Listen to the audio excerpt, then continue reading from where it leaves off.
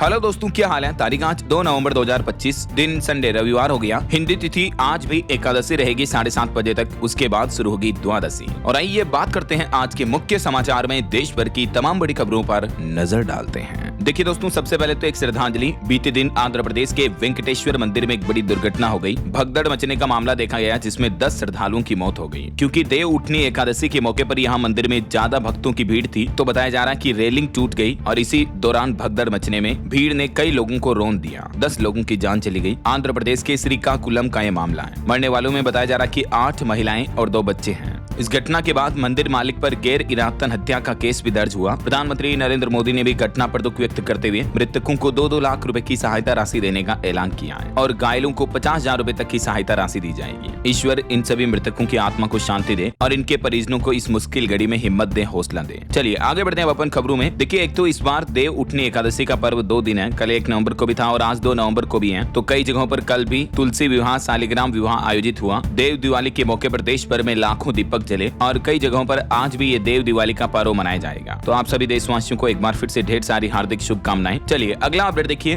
गृह मंत्री अमित शाह आज 2 नवंबर को बिहार में कई जनसभाएं करेंगे। सुबह और दोपहर में आज बिहार चुनाव को लेकर उनकी जनसभाओं का कार्यक्रम कुछ यूं होगा। और प्रधानमंत्री नरेंद्र मोदी भी आज बिहार पटना में 2 नवंबर को रोड शो का आयोजन करेंगे और फिर 4 नवंबर को महिलाओं के साथ डिजिटल संवाद भी करेंगे और 6 नवंबर को वोटिंग वाले दिन भी एनडीए प्रत्याशियों के लिए वो लोगों से वोट की अपील करेंगे। चलिए अगली खबर देखिए। चीन से दुर्लभ मृदा चुंबकों के आयात पर भारतीय कंपनियों को मिला लाइसेंस। विदेश मंत्रालय के प्रवक्ता का कहना है कि कुछ भारतीय कंपनियों को चीन से ये रेयर अर्थ मैग्नेट के आयात के लिए लाइसेंस प्राप्त हो चुके हैं, जो कि भारत के लिए अच्छी बात है। आखिरकार काफी कोशिशों के बाद ये सरकारी मंजूरी मिल पाई है। और बड़ी खबर देखिए दोस्तों, जीटीआरआई ने सरकार को एक सलाह और सुझाव दिया। कहा कि भारत पहले रोके रूसी तेल का आयात और फिर जाकर अमेरिका से टैरिफ घटाने और अमेरिका के साथ व्यापार वार्ता की दिशा में आगे बढ़े। दरअसल रूसी तेल प्रतिबंधों को लेकर जो भारत अमेरिका के बीच मसले चल रहे हैं, इस बीच ग्लोबल ट्रेड रिसर्च इनिशिएटिव यानी जीटीआरआई ने सरकार को इस मामले में ये सुझाव भी दिया है। हालांकि अभी रूस पर प्रतिबंधों के बाद नायरा एनर्जी ने भी तेल का उत्पादन बढ़ा दिया। भारत में 93% तक बढ़ाई रिफाइनरी क्षमता। और वहीं खबर तो ये भी है कि अमेरिकी राष्ट्रपति डोनाल्ड ट्रंप को भारत के लिए 10 से 15% तक टैरिफ मामले में लाने की कोशिश में है हमारा देश भारत। विदेश में बातचीत के दौरान बोले भारत के पूर्व राजदूत जयंत दास गुप्ता भी। चलिए अगली खबर देखिए। त्योहारी सीजन में सरकार के जीएसटी कलेक्शन में भी बढ़ोतरी देखने को मिली। बीते महीने अक्टूबर में जीएसटी संग्रह 1.95 लाख करोड़ रुपए रहा। सालाना आधार पर लगभग 6.5% तक की बढ़ोतरी देखने को मिली है। अच्छा, वैसे इस महीने नवंबर से तो सरकार ने जीएसटी पंजीकरण की प्रक्रिया को भी आसान कर दिया है। अब छोटे व्यवसायियों, कारोबारियों को मात्र 3 कार्य दिवस के अंदर अंदर जीएसटी रजिस्ट्रेशन सर्टिफिकेट मिल जाएगा। नवंबर से ही सरकार के जीएसटी डिपार्टमेंट की तरफ से ये नई सरल पंजीकरण योजना शुरू की गई है, जिसके तहत कारोबारियों को 3 दिन के अंदर अंदर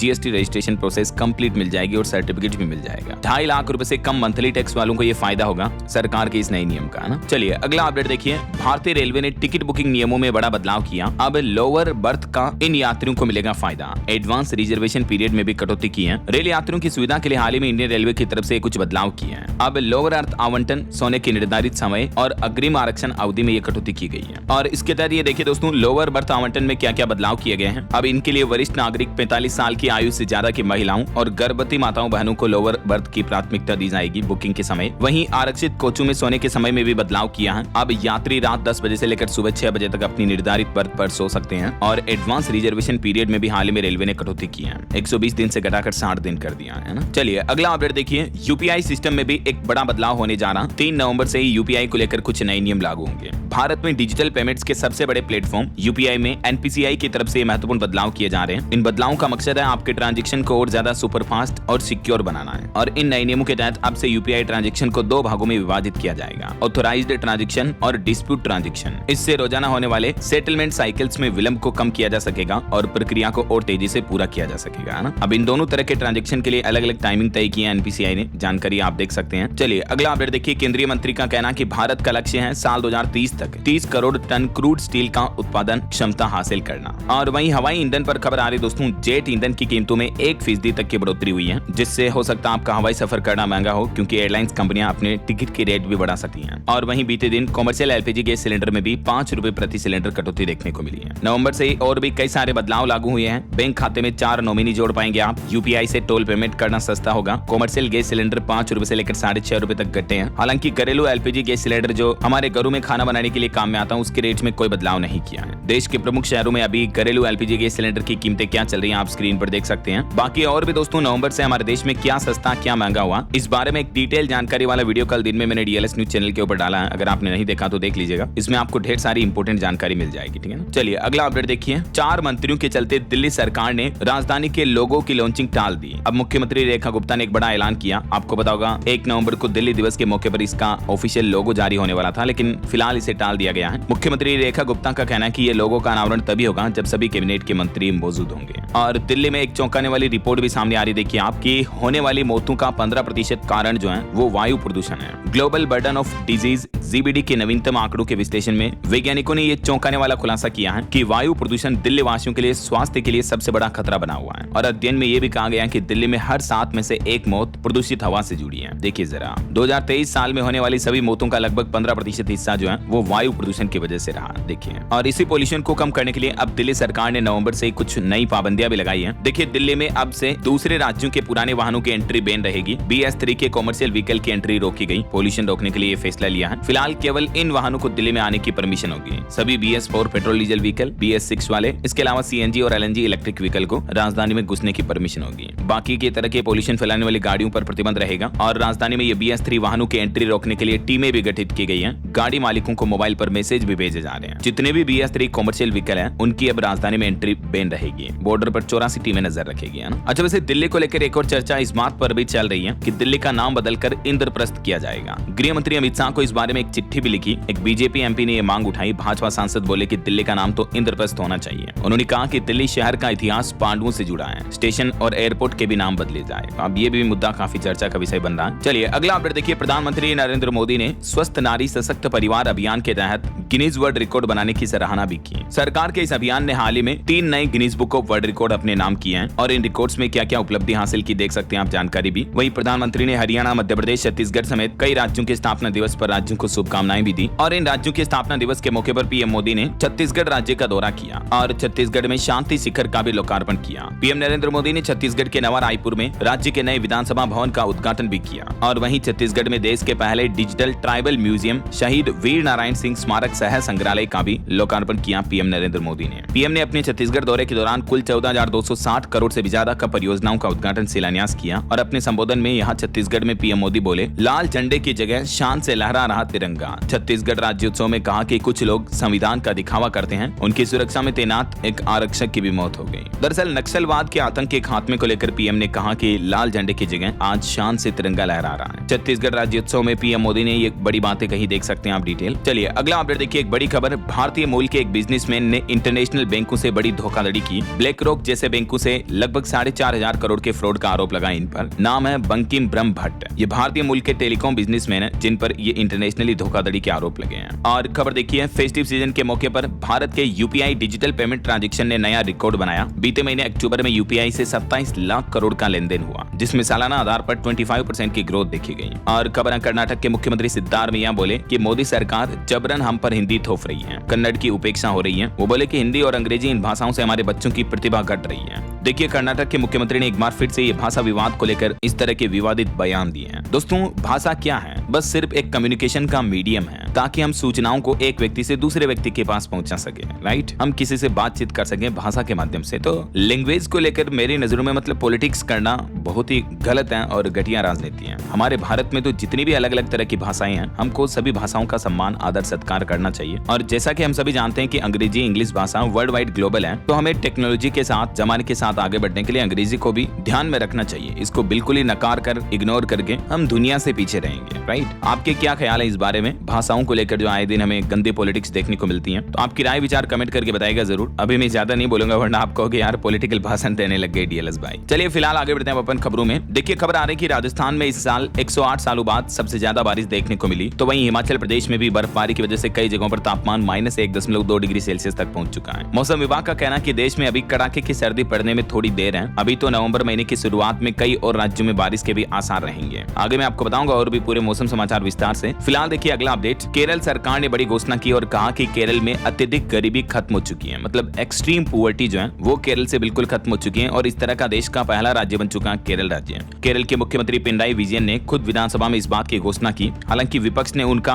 बाइकआउट भी किया और कहा कि ये तो फ्रॉड है। बाकी इस बारे में केरल से जुड़े कुछ डेटा भी आप देख सकते हैं जो राज्य सरकार ने जारी किए हैं। चलिए अगली खबर देखिए। मध्य प्रदेश में एक कार्यक्रम में देश के आर्मी चीफ बोले कि हमने कभी नमाज के वक्त हमला नहीं किया। ऑपरेशन सिंदूर एक धर्म युद्ध है और ये जारी रहेगा। मध्य प्रदेश के सतना में वो अपने स्कूल पहुंचे आर्मी चीफ जनरल द्विवेदी, भारतीय थल सेना प्रमुख, और इस दौरान उन्होंने ऑपरेशन सिंदूर को लेकर भी ये बातें कही। वैसे ऑपरेशन सिंदूर का मुख्य हिस्सा रही कर्नल सोफिया भी बोली कि ऑपरेशन सिंदूर भारत की आत्मनिर्भरता का सबूत है। उन्होंने कहा कि जंग अब बंकरों या गोलियों से नहीं बल्कि बाइट्स और बैंडविड्थ से लड़ी जाएगी। भारतीय सेना के कर्नल सोफिया कुरैशी ने भी बताया कि ऑपरेशन सिंदूर से भारत की युद्ध रणनीति में ये बड़ा बदलाव आया है। चलिए अगला अपडेट देखिए। हरियाणा सरकार ने बड़ा तोहफा दिया है। दीनदयाल लाडो लक्ष्मी योजना से महिलाओं का सशक्तिकरण होगा और सीएम नायब सिंह सैनी ने 109 करोड़ रुपए से भी ज्यादा की धनराशि जारी की महिलाओं के बैंक खातों में। हरियाणा दिवस के मौके पर बीते दिन लगभग 5.25 लाख महिलाओं को 2121 रुपए उनके बैंक खाते में मिले। ये लाडो लक्ष्मी योजना की पहली किस्त जारी हुई। इसके अलावा भी इस मौके पर हरियाणा सरकार ने पेपरलेस रजिस्ट्री सिस्टम भी शुरू किया और स्टूडेंट्स के लिए भी कुछ बड़ी घोषणाएं की। स्टूडेंट को पिन्नी, खीर वगैरह मिलेगी। पेपरलेस रजिस्ट्री सिस्टम जो कि नवंबर से हरियाणा सरकार ने शुरू करने की घोषणा की थी, तो आखिरकार इस सिस्टम का भी उद्घाटन कर दिया नायब सिंह सैनी ने। वहीं इस मौके पर नायब सिंह सैनी ने बड़ा ऐलान किया, बोले कि राज्य की हर बहन बनेगी सशक्त, हर व्यवस्था होगी पारदर्शी। चलिए अगली बड़ी खबर देखिए। उत्तराखंड में 850 नाली में उगाई भांग पर एक्शन लिया। 51 लोगों पर केस दर्ज हुआ। 77 आरोपियों को गिरफ्तार किया गया। उत्तराखंड के अल्मोड़ा का यह मामला है। डीएम बोले कि नशा मुक्त देवभूमि सिर्फ कागजों में ना रहे बल्कि प्रशासन अधिकारी ग्राउंड लेवल पर इसको सिद्ध करें। देख सकते हैं आप तस्वीरें भांग के पौधों को नष्ट करती पुलिस भी। वहीं खबर है उत्तराखंड के धोले गांव में वैज्ञानिकों ने चेतावनी जारी की और कहा कि यहाँ झील बन रही है। भू वैज्ञानिकों ने चिंता जताई। चमोली की नीति घाटी में बड़ा खतरा है। निचले इलाकों में कभी भी तबाही आने की आशंका बनी रहेगी। उत्तराखंड के चमोली जिले की नीति घाटी में धोले गंगा नदी पर नई झील बनने से वैज्ञानिक चिंतित हैं और सरकार को भी विशेषज्ञों ने इस बारे में अलर्ट किया है। चलिए खबर आ रही दोस्तों की आखिरकार 4 सालों बाद फिर जम्मू से चलेगी सरकार। श्रीनगर में ऑफिस बंद करके रवाना होने लगे कर्मचारी। कल 3 नवंबर से ही कामकाज भी शुरू हो जाएगा। जम्मू एंड कश्मीर का जो सरकारी कार्यालय है वो जम्मू शिफ्ट किया गया है। 6 लाख कर्मचारी श्रीनगर से शिफ्ट होंगे जो कि 3 नवंबर से काम शुरू करेंगे और 6 महीने यहीं रहेंगे। आखिरकार जम्मू कश्मीर में दरबार मूव की 150 साल पुरानी परंपरा 4 साल बंद रहने के बाद फिर से लौटी है और इस बार जम्मू सरकार ने इस परंपरा को निभाया है। चलिए स्टूडेंट के लिए बड़ा अपडेट सामने आ रहा। जेईई मेंस सीजन 1 के आवेदन शुरू हो चुके हैं। एनटीए की तरफ से नोटिफिकेशन जारी किया गया। लास्ट डेट 27 नवंबर रहेगी और एग्जाम 21 जनवरी से आयोजित होंगे। तो आप एनटीए के ऑफिशियल पोर्टल के जरिए आवेदन कर सकते हैं। ये देख सकते हैं आप कुछ डेट्स वगैरह की जानकारी भी। चलिए खबर आ रही कि दिल्ली मेट्रो की मिलेगी अब और भी सटीक जानकारी। इसके लिए डीएमआरसी ने रियल टाइम अपडेट देने के लिए मैप माई इंडिया के साथ एक साझेदारी की है। तो दिल्ली मेट्रो के यात्रियों को अब लाइव लोकेशन और भी ज्यादा सटीक और रियल टाइम मिल पाएगी, है ना। चलिए बिहार विधानसभा चुनाव से जुड़े कुछ अपडेट्स देखिए दोस्तों। बीते दिन गृह मंत्री अमित शाह ने चुनावी जनसभाओं में कहा कि ये बिहार का भविष्य तय करने का चुनाव है। तो वहीं कांग्रेस से प्रियंका गांधी बोली कि महिलाओं के खिलाफ अपराध बढ़ रहे हैं।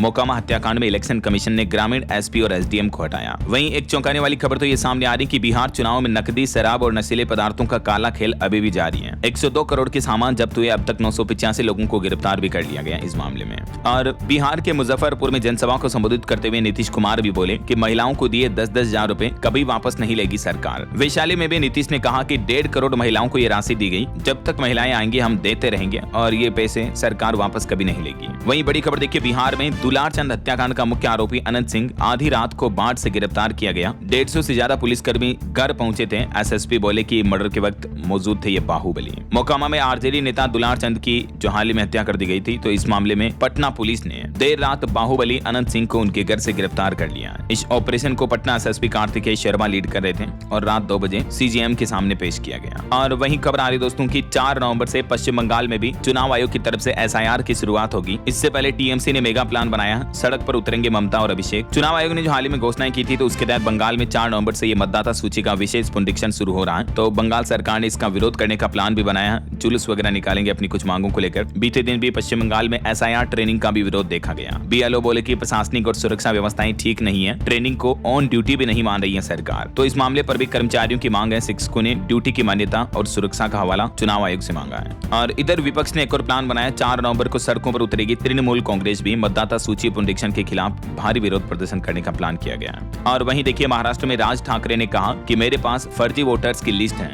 MVA की रैली में उद्धव ठाकरे बोले कि सरकार ने पहले नाम और सिंबल चुराए और अब वोट चोरी कर रही है। तो ये कुछ चुनावी आरोप प्रत्यारोप चल रहे हैं। इस बीच खबरों में आगे बढ़ेंगे दोस्तों। फिलहाल तो कुछ और महत्वपूर्ण और काम के समाचार देखेंगे अपन, लेकिन उससे पहले वक्त तो चला है आज के ताजा मौसम समाचार जानने का। और हाँ, एक छोटी सी रिक्वेस्ट आपसे ये है कि अगर आप DLS न्यूज चैनल से अभी तक भी जुड़े नहीं हो तो जुड़ जाइए, चैनल को सब्सक्राइब करके बेल आइकन जरूर दबा दीजिएगा और इस वीडियो पर एक लाइक और शेयर भी कर देना, ताकि आपको रोजाना की ताजा खबरें, महत्वपूर्ण मुख्य समाचार, काम के न्यूज अपडेट सबसे पहले आपके मोबाइल पर मिलते रहेंगे। ओके, और चलिए बिना टाइम वेस्ट किए सीधा आगे बढ़ते हैं मौसम अपडेट में। तो देखिए मौसम विभाग का कहना है कि आज 2 नवंबर से लेकर 6 नवंबर तक अभी भी देश के कई राज्यों में भारी बारिश का दौर जारी रहेगा। तेज आंधी, तूफान और बिजली गिरने की भी संभावना जताई है। IMD के मुताबिक उत्तर प्रदेश समेत कई राज्यों में अभी 4 दिन कुछ स्थानों पर भारी बारिश हो सकती है। 2, 3, 4 नवंबर को ये भारी बारिश का पूर्वानुमान जताया गया। कुछ राज्यों में तो बिजली भी गिरेगी। खास करके 6 नवंबर तक उत्तर प्रदेश, मध्य प्रदेश, बिहार, राजस्थान समेत उत्तरी भारत के कुछ अधिकतर राज्यों में मौसमी गतिविधियां जारी रहने से बारिश वगैरह एक बार फिर से देखने को मिल सकती है। इधर मौसम विभाग ने 5 नवंबर को पश्चिमी विक्षोभ के सक्रिय होने के चलते पहाड़ी राज्यों हिमाचल प्रदेश और उत्तराखंड में भी बर्फबारी और बारिश का अलर्ट जारी किया है। और वैसे तो अभी मोन्था चक्रवात तूफान कमजोर हो चुका है, लेकिन इसके बाद अब अगले 48 घंटों के दौरान दक्षिणी भारत के राज्यों जैसे उड़ीसा, तमिलनाडु और इधर मध्य प्रदेश, महाराष्ट्र, गुजरात के भी विभिन्न हिस्सों में आकाशीय बिजली गिरने के साथ ही आंधी बारिश का पूर्वानुमान भी जारी किया है। मौसम विभाग का कहना है कि उत्तर प्रदेश में भी मोन्था के कमजोर पड़ते ही अब बदलेगा मौसम, थोड़ी सर्दी बढ़ेगी, लेकिन अभी समय लगेगा कड़ाके की ठंड शुरू होने में भी। और ये चक्रवात तूफान की वजह से बारिश वगैरह जो हुई अभी बेमौसम, इसके कारण किसान भाई लोगों की फसलें बर्बाद हो गई। कई किसान चिंतित हैं। किसानों का कहना है कि मर जाए तो ये अच्छा है। यूपी में सैकड़ों एकड़ किसानों की फसलें तबाह हुई। ये किसानों का दर्द देखने लायक नहीं है। वाकई में सरकारों को जल्द से जल्द किसानों को राहत देनी चाहिए ऐसे मामलों पर। वहीं खबर आ रही भारत चीन सीमा पर भी भारी बर्फबारी देखी जा रही है। अभी सिक्किम राज्य में तो रेड अलर्ट जारी हुआ। कुछ राज्यों में तूफान मोन्था का कहर अभी भी बरकरार है।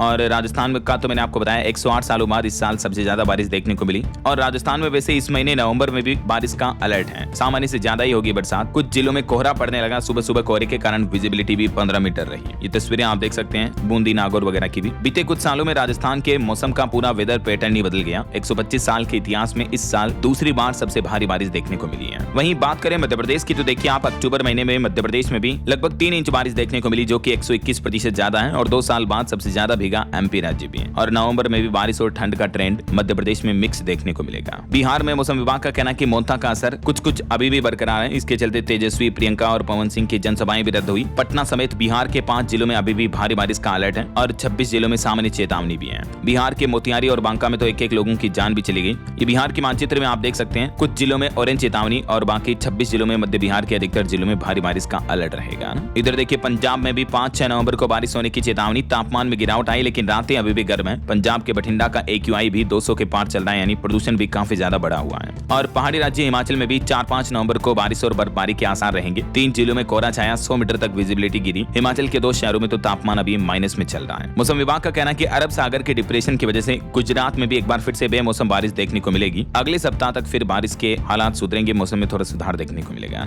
और बाकी अगले 24 घंटों के दौरान देश भर में मौसम की संभावित गतिविधियां क्या रह सकती हैं, स्काईमेट वेदर की रिपोर्ट के मुताबिक देख ही सकते हैं आप डिटेल। ओके, और चलिए मौसम समाचार के बाद अब अपन आगे बढ़ते हैं खबरों में। आज के सराफा बाजार पर नजर डाल लेते हैं। तो देखिए आज संडे, तो मैं आपको साप्ताहिक रेट बता देता हूँ। इस सप्ताह सोना 748 रुपए तक सस्ता हुआ और अभी 1,21,000 रुपए प्रति 10 ग्राम चल रहा है। तो वहीं चांदी के दाम में 2,092 रुपए तक की बढ़ोतरी हुई इस सप्ताह और अभी चांदी का भाव 1,49,000 रुपए प्रति किलो चल रहा है। हालांकि दिवाली के बाद काफी अच्छी गिरावट देखने को मिली है सोना चांदी की कीमतों में। और एक रिपोर्ट ये भी सामने आ रही दोस्तों की चाइना के रेयर अर्थ के बाद अब गोल्ड पर भी ड्रैगन का वार देखने को मिलेगा, तो 5% तक सोने के दाम बढ़ सकते हैं। मार्केट एक्सपर्ट का यह अनुमान है, क्योंकि एक्चुअली चीन ने गोल्ड टैक्स पर दी जाने वाली छूट भी हटा ली है। तो इंटरनेशनल लेवल पर सोने की डिमांड बढ़ेगी तो दाम भी बढ़ सकते हैं। ऐसा चलिए साथ के साथ कुछ मार्केट अपडेट्स पर भी नजर डाल लेते हैं। देखिए भारतीय शेयर बाजार में रिलायंस की वैल्यू इस सप्ताह 47,431 करोड़ बढ़ी, जबकि भारत की टॉप 10 कंपनियों में से 4 का मार्केट कैप भी लगभग 1 लाख करोड़ बढ़ा है। वहीं खबर है 7 सालों बाद पहली बार मंथली लॉस में आया crypto currency bitcoin. All time high level के बाद अब बिटकॉइन के हालात बिगड़ रहे हैं। क्रिप्टो करेंसी निवेश करने वालों को बड़ा झटका लगा। 2018 के बाद पहली बार बिटकॉइन में इतनी गिरावट देखने को मिली है। और जलवायु परिवर्तन पर भी खबर देखिए दोस्तों। निवेश से 50 लाख रोजगार सृजित कर सकता है भारत। 4 लाख करोड़ डॉलर तक हर साल बढ़ सकता है भारत का उत्पादन भी। डेलो इंडिया की तरफ से ये रिपोर्ट जारी की गई। और बैंकिंग हॉलिडे पर खबर आ रही, इस महीने 11 दिन बैंक बंद रहेंगे। नवंबर में 5 तो रविवार आएंगे और 2 शनिवार, सेकंड, फोर्थ सैटरडे छुट्टी रहती है। इसके अलावा भी अलग अलग जगहों पर 4 दिन बैंकों में कामकाज नहीं होगा। किस किस वजह से ये बैंक हॉलिडे की कंप्लीट लिस्ट आप इस टेबल में देख सकते हैं। जैसे 5 नवंबर को गुरु नानक जयंती रहेगी, ज्यादातर जगहों पर बैंक छुट्टी रहेगी। और भी कुछ फेस्टिवल आएंगे और बाकी संडे सैटरडे, कुल मिलाकर 11 दिन बैंक हॉलिडे रहने वाले हैं नवंबर में। ओके, और चलिए आगे बढ़ते हैं अपन खबरों में। देखिए आप कुछ इंटरनेशनल न्यूज अपडेट। नीदरलैंड को मिलेगा पहला गे प्रधानमंत्री, चुनाव में उनको ऐतिहासिक जीत मिली है। अर्जेंटीना के प्लेयर से इनकी शादी होनी है। वहीं बांग्लादेश में यूनुस सरकार के खिलाफ अब सामूहिक भूख हड़ताल देखने को मिल रही है। विदेशी संचालकों को बंदरगाह का पट्टा देने के खिलाफ जोरदार प्रदर्शन कर रहे हैं वहां के लोग बाग। और खबर है माली पर अलकायदा कभी भी कर सकता है कब्जा, कई देशों की सांसें अटकी, अपने नागरिकों से बोले कि तुरंत वापस लौटे।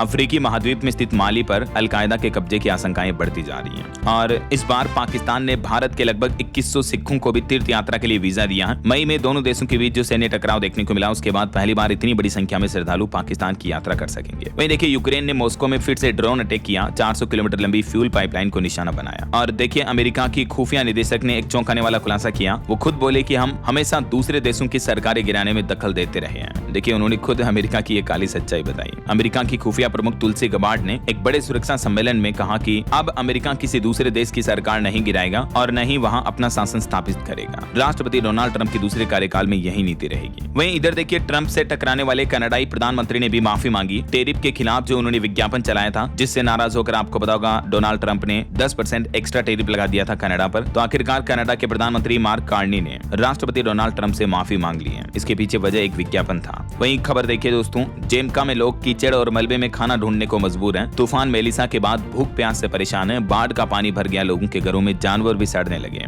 जैसे हमारे भारत में जब मोंता चक्रवात तूफान चल रहा था ना, उसी दरमियान अंतर्राष्ट्रीय लेवल पर यह मेलिसा तूफान सदी का सबसे बड़ा चक्रवात चल रहा था। इसके बाद हालात काफी गंभीर हो गए जेमका में। ये तस्वीरें देखकर आप खुद ही अंदाजा लगा सकते हैं कि इस मेलिसा चक्रवात ने कितनी तबाही मचाई होगी, है ना। चलिए आगे बढ़ते हैं अपन खबरों में। खेल समाचार से जुड़े कुछ अपडेट देखिए। विमेंस वर्ल्ड कप फाइनल में आज भारत वर्सेस साउथ अफ्रीका का मैच होने जा रहा। कप्तान हरमनप्रीत बोले कि हार के गम का एहसास है, जीत का स्वाद चखना है। वहीं भारत को एशिया कप ट्रॉफी 34 दिन बाद भी नहीं मिल पाई। बीसीसीआई अड़ा, नकवी से नहीं लेंगे। 2 दिन बाद अब आईसीसी की मीटिंग में इस मुद्दे को उठाया जाएगा। और अगली बड़ी खबर देखिए दोस्तों, तेलंगाना के एक स्कूल में प्रशासन की बड़ी लापरवाही देखने को मिली। दूषित खाना खाने से 52 छात्र बीमार हो गए। उल्टी और पेट दर्द की शिकायत करने लगे। 32 बच्चे तो वैसे डिस्चार्ज हो चुके हैं, 20 का इलाज अभी भी जारी है। तेलंगाना के गढ़वान जिले का ये मामला है। वहीं मध्य प्रदेश के इंदौर में भी एक बड़ी दुर्घटना हो गई। केमिकल गोडाउन में 2 महिलाएं जिंदा जल गई आग लगने की वजह से। एकादशी पर पूजा के लिए दीपक जलाए गए, उनसे ये आग बढ़ गई। और महाराष्ट्र डॉक्टर केस मामले पर एसआईटी गठित की गई, तुरंत जांच करने के आदेश दिए। सिविल अस्पताल में पदस्थ डॉक्टर ने जो ये कदम उठाया था, तो इस मामले की जांच अब एसआईटी करेगी, है ना। चलिए अगला अपडेट देखिए। भारतीय अंतरिक्ष एजेंसी इसरो का प्लान है सबसे भारी संचार उपग्रह प्रक्षेपण का काउंटडाउन शुरू हुआ। इसरो बाहुबली LVM-3M5 रॉकेट से इसको लॉन्च करने जा रहा है। आज 2 नवंबर को शाम 5:26 पर 4400 किलो वजनी इस उपग्रह को प्रक्षेपित किया जाएगा। आंध्र प्रदेश के श्रीहरिकोटा सतीश धवन अंतरिक्ष केंद्र से इसकी लॉन्चिंग होगी। और टेक न्यूज से खबर देखिए दोस्तों, अब पुराने वीडियो दिखेंगे नए जैसे। YouTube लॉन्च करेगा नया AI सुपर रेजोल्यूशन फीचर, जिसमें जो कम क्वालिटी के पुराने YouTube पर अपलोडेड वीडियो है ना, उन्हें भी आप 4K HD वगैरह में देख पाएंगे, हाई क्वालिटी में, है ना। और महिलाओं को लेकर एक चौंकाने वाली रिसर्च सामने आ रही वैज्ञानिकों की। देखिए आप, स्तन कैंसर पैदा करने वाले जीन से ही महिलाओं को स्ट्रोक का खतरा बढ़ता है। महिलाओं में कैंसर व कार्डियक रोगों को अलग अलग समझना एक तरह की भूल हो सकती है। Nature Women's Health and Gender Medicine में प्रकाशित इस अध्ययन में पहली बार वैज्ञानिकों ने महिलाओं के शरीर में होने वाले इन गंभीर रोगों को लेकर ये जेनेटिक संबंध स्थापित किया है। 11 देशों के 40 संस्थानों के वैज्ञानिकों ने ये रिसर्च की, लगभग 4.5 लाख महिलाओं पर। चलिए ऑटो इंडस्ट्री से खबर आ रही कि फोर्ड कंपनी 2029 में वापस भारत आएगी। अमेरिकी राष्ट्रपति डोनाल्ड ट्रंप के खिलाफ अमेरिकन कंपनी ने ये फैसला लिया है और हमारे भारत में चेन्नई में प्लांट स्थापित करेगी। 3250 करोड़ के निवेश से यहाँ इंजन बनाएगी। वहीं खबर है आवारा डॉग्स मामले को लेकर कल 3 नवंबर को सुप्रीम कोर्ट में याचिका पर फिर से सुनवाई होगी। और सुप्रीम कोर्ट ने एक बहुत ही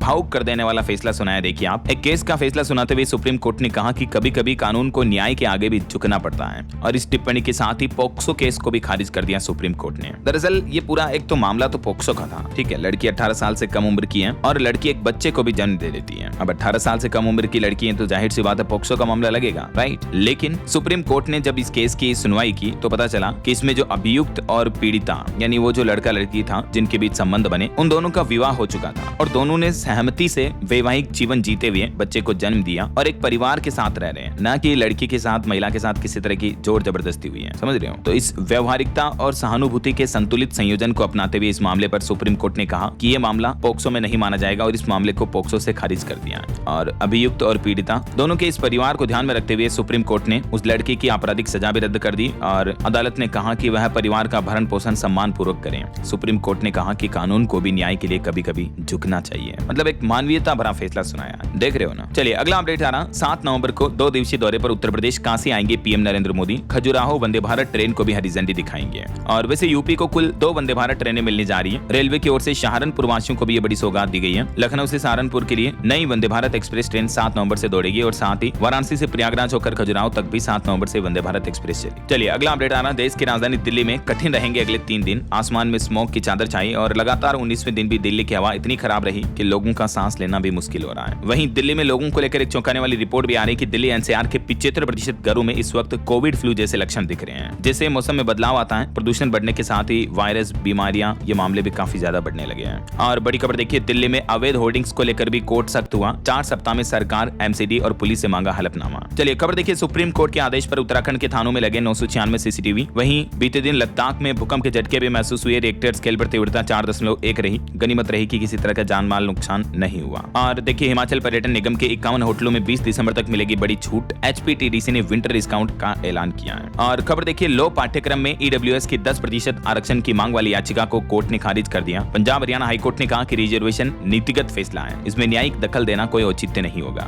देश की राष्ट्रपति द्रौपदी मुर्मू भी 3 दिन उत्तराखंड के दौरे पर जा रही हैं आज से, और कल वो यहाँ की विधानसभा के विशेष सत्र को भी संबोधित करेगी। वहीं देखिए, उदय का कहना है कि आधार कार्ड को भविष्य की तकनीक के साथ तालमेल में रखने के लिए एक नया पैनल बनाया गया है ताकि लोगों का आधार डेटा ज्यादा सुरक्षित रह सके, है ना। और खबर है, उत्तर प्रदेश में 1.25 करोड़ की लागत से बनेगा यू टर्न कॉरिडोर। अब सड़क चौड़ीकरण के लिए भी हटाया जाएगा अतिक्रमण। शाहजहांपुर नगर निगम का यह प्लान है। वहीं देखिए, उत्तर प्रदेश में महिला ड्राइवरों को लेकर योगी सरकार ने नया फरमान जारी किया। परिवहन निगम में ड्यूटी में बड़ा बदलाव किया जाएगा। महिला परिचालकों को रात की ड्यूटी से मुक्त कर दिया है, रायबरेली समेत कई सारे जिलों में। चलिए खबर आ रही दोस्तों, इनकम घटी, ईएमआई बढ़ी, सब्सिडी खत्म हुई। मिडिल क्लास का सस्ते घर का सपना अब टूट रहा धीरे धीरे। बात कुछ यूं है कि प्रधानमंत्री आवास योजना के तहत मिलने वाली लोकप्रिय क्रेडिट लिंक सब्सिडी स्कीम के बंद होने से अब सस्ते घरों की मार्केट में गहरा असर पड़ा। ब्रोकरेज फर्म एलारा कैपिटल ने अपनी रिपोर्ट में खुलासा किया।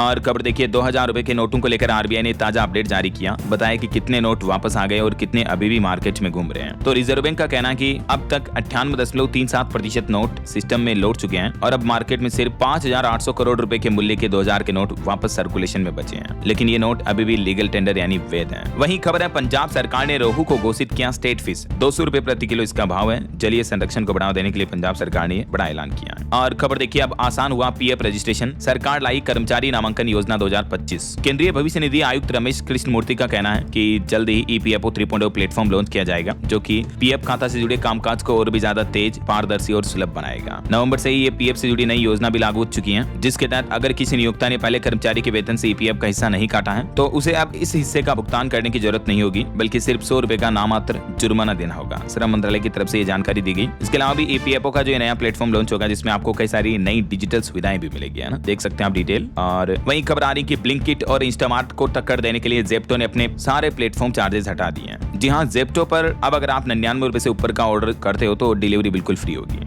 चलिए खबर आ रही, भारत ने पूर्वोत्तर सीमा पर वायुसेना अभ्यास की घोषणा की। चीन, भूटान, म्यांमार, बांग्लादेश तक होगा इसका कवरेज। 6 बड़ी एक्सरसाइज की जाएगी। 6 नवंबर से शुरू होगा, जो कि 15 जनवरी 2026 तक चलेगा ये युद्धाभ्यास, है ना। वहीं खबर है, मध्य प्रदेश स्थापना दिवस पर एमपी भोपाल को बड़ी सौगात मिली। पीएम श्री हवाई पर्यटन हेलीकॉप्टर सेवा का भी शुभारंभ किया मध्य प्रदेश के मुख्यमंत्री डॉक्टर मोहन यादव ने। और एमपी स्थापना दिवस के मौके पर देखिए आप, प्रदेश भर में बड़ा ही जश्न मनाया गया। आतिशबाजी हुई, भोपाल में उड़े 2000 ड्रोन, अभ्युदय मध्य प्रदेश की झलक भी दिखी। सिंगर जुबिन ने भी परफॉर्म किया। और ये देख सकते हैं, ड्रोन के जरिए भोपाल में मानचित्र भी बनाया गया। शिव मंदिर, राम मंदिर वगैरह की तस्वीरें भी देखने को मिली ड्रोन से। देख सकते हैं आप, ये मध्य प्रदेश स्थापना दिवस की अनोखी तस्वीरें हैं। चलिए अगली बड़ी खबर देखिए, सरकारी दफ्तरों में प्लास्टिक बोतल के इस्तेमाल पर रोक रहेगी। कर्नाटक के मुख्यमंत्री सिद्धारमैया सरकार ने यह बड़ा फैसला सुनाया। पर्यावरण संरक्षण हेतु महत्वपूर्ण कदम उठाया। वहीं खबर है, इस महाकाल मंदिर में छोटे कपड़े पहनकर आने वाले श्रद्धालुओं पर लगी रोक। ड्रेस कोड लागू करने पर बहस छिड़ी। दार्जिलिंग के महाकाल मंदिर में अब महिलाओं को इस तरह के कपड़े पहनकर आने पर प्रतिबंध लगा दिया है। वहीं देखिए, हमारे देश के आर्मी चीफ का कहना है कि अमेरिकी राष्ट्रपति ट्रंप को खुद नहीं पता कि वो कल क्या करेंगे। दुनिया में भविष्य अनिश्चित और खतरनाक होगा।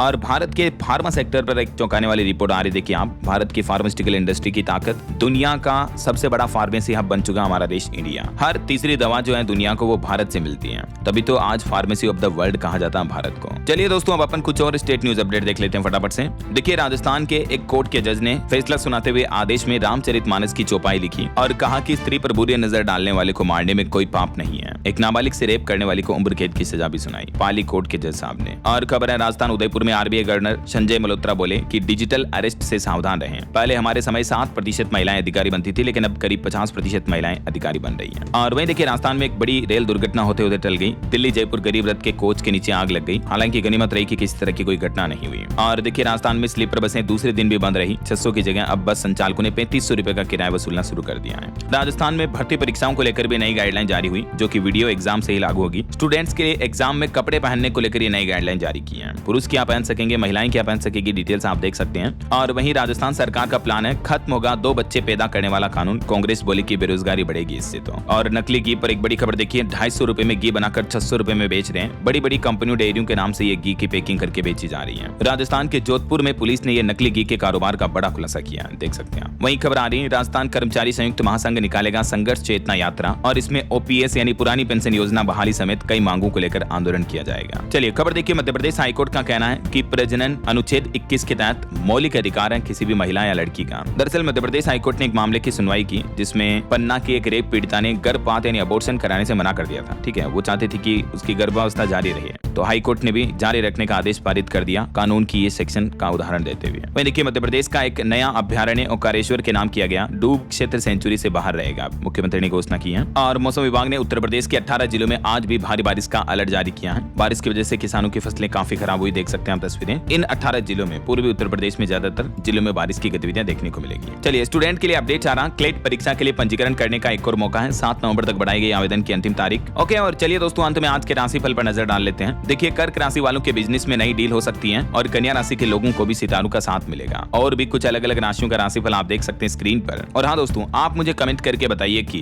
बिहार के बाद अब अगले साल किन राज्यों में विधानसभा चुनाव होने हैं। कोई 2 राज्यों के नाम बताइए। साथ ही इस वीडियो को लाइक और शेयर करना, DLS न्यूज चैनल को सब्सक्राइब करके बेल आइकन जरूर दबा देना, रोजाना ऐसी इन्फॉर्मेटिव जानकारियां, महत्वपूर्ण समाचार देखते रहने के लिए। ओके, ख्याल रखिएगा अपने आप का, अपने परिवार का। मिलेंगे अगले नेक्स्ट अपडेट में, तब तक के लिए जय हिंद, जय भारत, वंदे मातरम।